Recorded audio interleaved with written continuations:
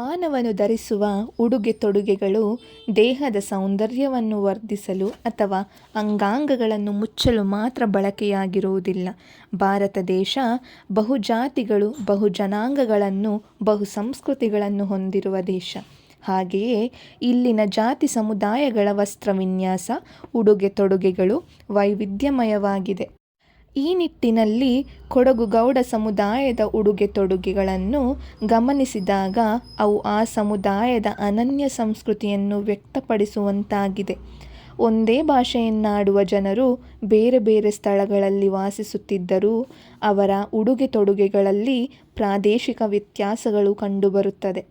ಗೌಡ ಕನ್ನಡ ಭಾಷೆಯನ್ನಾಡುವವರು ಕೊಡಗು ಮತ್ತು ಸುಳ್ಯ ಪರಿಸರದಲ್ಲಿ ಹೆಚ್ಚಾಗಿ ನೆಲೆಸಿದ್ದರೂ ಅವರ ಉಡುಗೆ ತೊಡುಗೆಗಳಲ್ಲಿ ಭಿನ್ನತೆ ಕಂಡುಬರುತ್ತದೆ. ದೊಡ್ಡ ವೀರರಾಜೇಂದ್ರನು ಕೊಡಗು ಗೌಡರಿಗೆ ಮುಸ್ಲಿಮರೊಡನೆ ಹೋರಾಡಿದವರಿಗೆ ಜಮ್ಮ, ಉಂಬಳಿ ಭೂಮಿ, ಒಡಿಕತ್ತಿ, ಕೋವಿ ಹಾಗೂ ಚಿನ್ನದ ಚೂರಿಕತ್ತಿಗಳನ್ನು ಕೊಡುವುದರೊಂದಿಗೆ ಇನ್ನು ಮುಂದೆ ರಾಜನ ಆಸ್ಥಾನಕ್ಕೆ ಬರುವಾಗ ರಾಜ ಮರ್ಯಾದೆಯ ಉಡುಪುಗಳಾದ ಬಿಳಿ ಕುಪ್ಪಸ, ಕೆಂಪು ರೇಷ್ಮೆ ದಟ್ಟಿ ಮತ್ತು ತಲೆಗೆ ಜರಿರುಮಾಲನ್ನು ಕಟ್ಟಿ ಬರಬೇಕೆಂದು ಆದೇಶಿಸುತ್ತಾನೆ.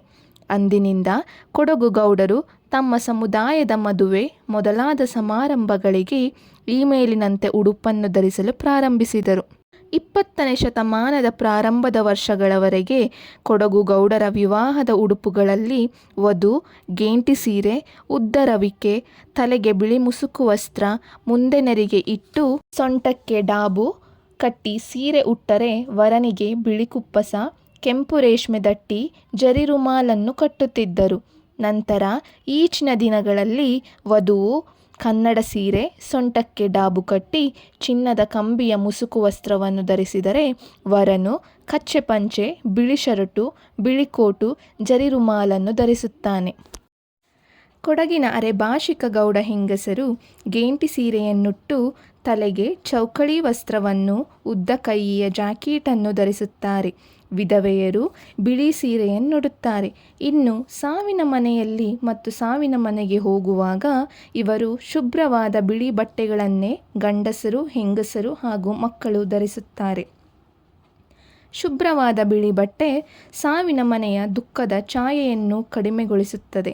ಇವರ ಸಾಂಪ್ರದಾಯಿಕ ಉಡುಗೆಗಳು ಸಮುದಾಯದ ಸಂಸ್ಕೃತಿಯ ಪ್ರತೀಕವಾಗಿದೆ ಮತ್ತು ಈ ಉಡುಪನ್ನು ಉಳಿದ ಯಾವುದೇ ಸಮುದಾಯದವರು ಧರಿಸುವುದಿಲ್ಲವಾದ್ದರಿಂದ ಕೊಡಗು ಗೌಡ ಸಂಸ್ಕೃತಿಯ ವೈಶಿಷ್ಟ್ಯವನ್ನು ಗುರುತಿಸಲು ಇದು ಸಹಕಾರಿಯಾಗಿದೆ.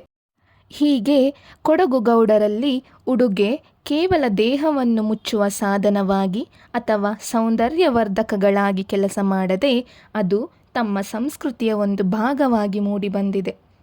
ರಾಜ ದೊಡ್ಡ ವೀರರಾಜೇಂದ್ರನು ಗೌಡರ ಪ್ರಾಮಾಣಿಕತೆ ಮತ್ತು ಶೌರ್ಯ ಪರಾಕ್ರಮವನ್ನು ಮೆಚ್ಚಿ ಕೊಟ್ಟಂತಹ ಜಮ್ಮ, ಉಂಬಳಿ ಭೂಮಿ, ಒಡಿಕತ್ತಿ, ಕೋವಿ, ಚಿನ್ನದ ಚೂರಿಗಳನ್ನು ತಮ್ಮ ಸಮುದಾಯದ ಹೆಗ್ಗುರುತಾಗಿ ಸಂಕೇತವಾಗಿಟ್ಟುಕೊಂಡ ಕೊಡಗು ಗೌಡರು ಆ ಮೂಲಕ ತಮ್ಮ ಅನನ್ಯತೆಯನ್ನು ಕೊಡಗಿನಲ್ಲಿ ಉಳಿಸಿಕೊಂಡಿದ್ದಾರೆ.